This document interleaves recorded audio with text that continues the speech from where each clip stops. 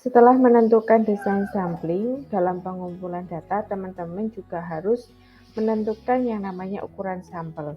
Ukuran sampel merupakan jumlah sampel yang akan diambil dalam suatu penelitian. Rumus Lovin merupakan salah satu rumus yang dapat digunakan untuk menghitung ukuran sampel jika parameter populasi tidak diketahui dan jumlah populasi diketahui.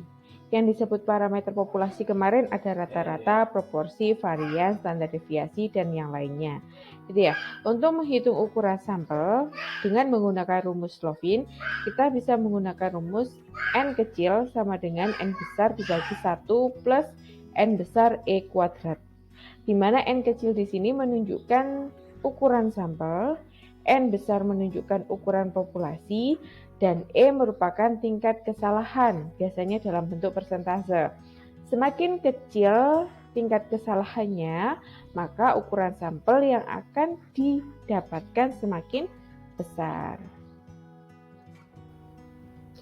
Sebagai ilustrasi perhitungan ukuran sampel menggunakan rumus Lovin, perhatikan permasalahan berikut ini.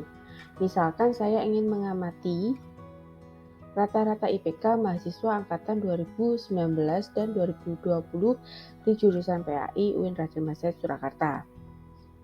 Desain sampling yang saya gunakan adalah sistem random sampling. Jadi daftar mahasiswa PAI angkatan 2019 dan 2020 saya jadikan satu. Kemudian untuk mengambil sampel, saya pilih secara acak siapa yang terpilih. Jadi nanti ada kemungkinan jumlah sampel dari angkatan 2020 berbeda dengan jumlah sampel dari angkatan 2019. Begitu ya. Nah, tujuan saya di sini adalah untuk mengetahui apakah terdapat perbedaan rata-rata IPK mahasiswa PAI angkatan 2020 dan 2019 waktu semester 1. Gitu ya.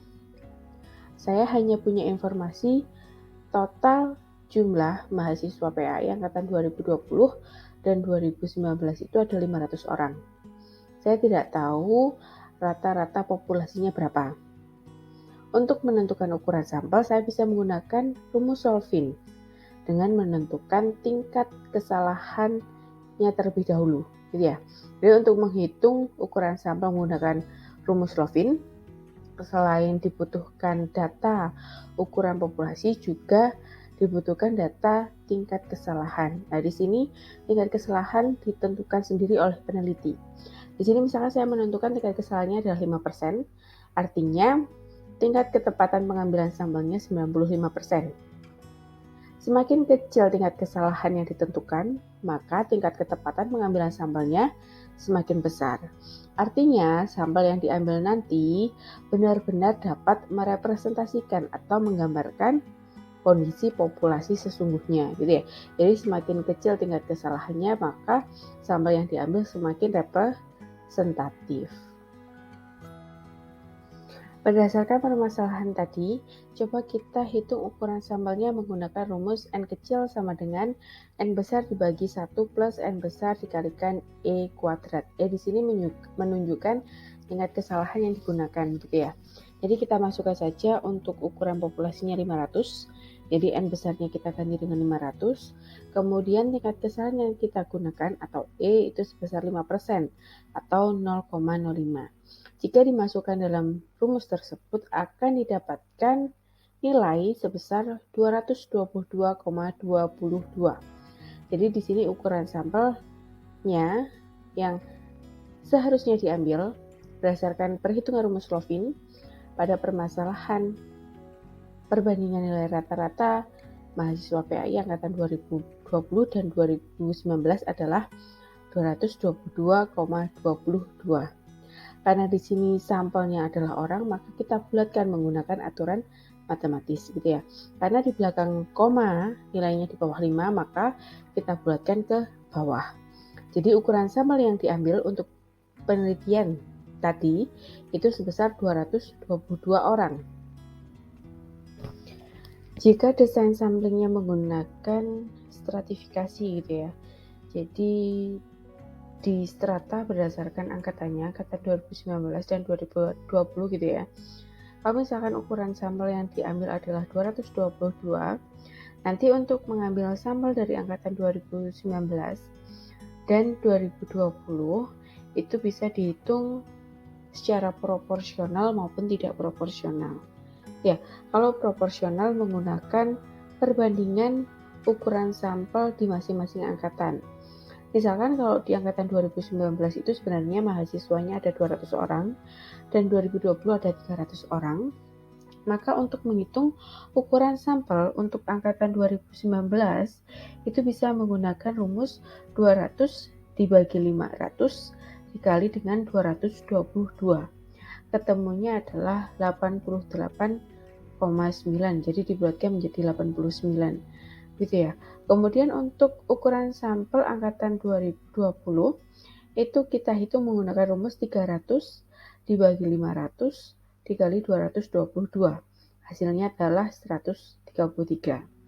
Kalau misalkan ukuran sampel diambil secara tidak proporsional, berarti angkatan 2019 dan 2020 itu jumlahnya sama gitu ya. Ya tinggal ukuran sampel yang telah dihitung 222 dibagi 2. Jadi nanti untuk angkatan 2019 ukuran sampelnya 111 orang dan untuk angkatan 2020 ukuran sampelnya juga 111 orang.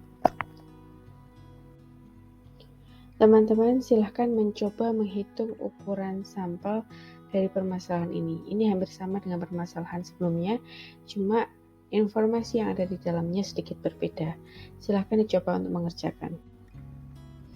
Jika ukuran populasi tidak diketahui, tetapi parameter populasi diketahui, untuk parameter proporsi, ya teman-teman dapat menggunakan rumus Lemeseau untuk menghitung ukuran sampel. Rumus Lemeseau untuk menghitung ukuran sampel adalah N sama dengan Z1 min alfa per 2 dikuadratkan dikali P besar dikalikan 1 min P dibagi dengan D kuadrat. Di mana P besar menunjukkan proporsi populasi gitu ya.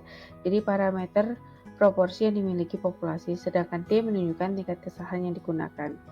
Nah, di sini untuk tingkat kepercayaan sebesar 95%, misalkan kita menentukan D-nya adalah 0,05 dengan proporsi sebesar 0,15, maka nanti ukuran sampel yang harus diambil adalah 196.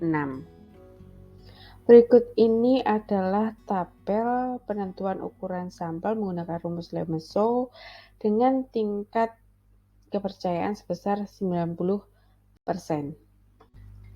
Penjelasan tadi merupakan bagian ketiga dari materi pengumpulan data. Gitu ya, semoga materi yang disampaikan dapat bermanfaat.